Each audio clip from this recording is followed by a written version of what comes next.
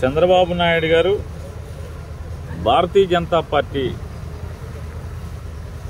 అధ్యక్షుడి దగ్గరికి, అట్లాగే ఆ పార్టీ పూర్వపు అధ్యక్షుడి దగ్గరికి వెళ్ళి అర్ధరాత్రి చర్చలు జరిపి వచ్చారని చెప్పనేది మా అందరం వింటున్నాం, టీవీల్లో చూసాం.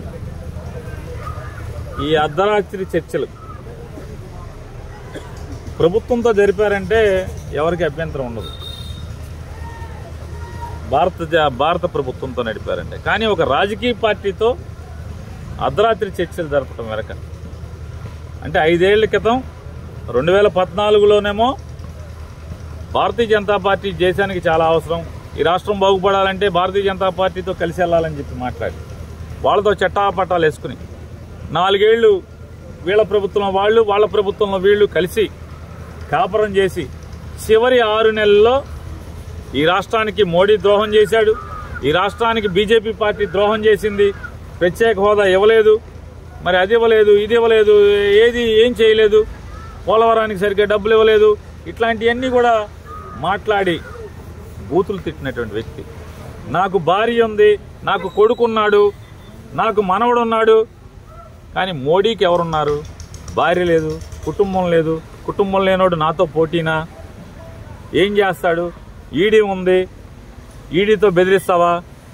సిబిఐ ఉంది, సిబిఐతో బెదిరిస్తావా? నీ చేతనైంది నువ్వు చేసుకో. ఇన్ని మాట్లాడినటువంటి వ్యక్తి ఇవాళ మళ్ళీ భారతీయ జనతా పార్టీతో ఎందుకు కలిసి పోటీ చేయాలో రాజకీయ చర్చలు ఎందుకు నడుపుతున్నాడు?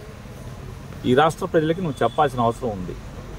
ఇవాళ భారతీయ జనతా పార్టీ కొత్తగా ఏం న్యాయం చేసింది?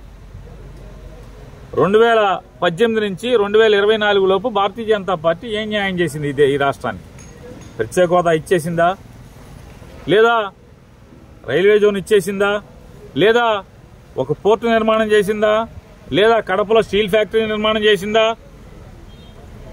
రామాయపట్నం పోర్టు చట్టంలో రామాయపట్నంలో లేదా దుగరాజపట్నంలో ఒక పోర్టు నిర్మాణం చేయొచ్చు అంటే రాష్ట్ర ప్రభుత్వానికి కేంద్రం తరపున ఒక్క పోర్టులో ఏమన్నా సాయం చేశారా? ఒక పోర్టు నిర్మాణం చేశారా? రాష్ట్రం విడిపోయి 10 ఏళ్ళు అయిపోయింది. లేదా విద్యా సంస్థలు, హైదరాబాద్లో ఎన్నో విద్యా సంస్థలు, కేంద్ర విద్యా సంస్థలు ఇక్కడికి ఈ రాష్ట్రంలో ఇంతవరకు ఏమన్నా కేటాయించారా? ఇక్కడికి వచ్చినాయా? ఏమీ చేయపోక మీరే చెప్పారు, చంద్రబాబు నాయుడు గారే దోసిడి మట్టి చెంబుడు నీళ్ళు ఇచ్చాడు మోడీ, ఏం చేశాడు ఈ రాష్ట్రానికి అని చెప్పి మాట్లాడారు.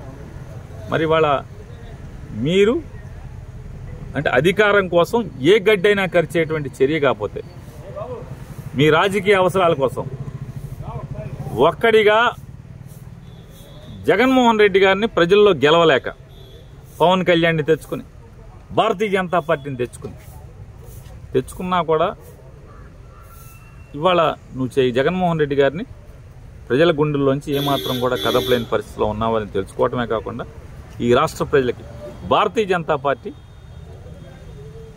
తెలుగుదేశం పార్టీ, చంద్రబాబు నాయుడు ఇద్దరు మీరు చేసిన పాపాలకి క్షమాపణలు చెప్తారా? ఏం చెప్తారు? లేదు మాకు సిగ్గు ఎగ్గు లేదు, రాజకీయాలు చాలు, ఓట్లు చాలని మళ్ళీ సిగ్గు లేకుండా జనం దగ్గరికి వస్తారా మీరు అందరూ కలిసి?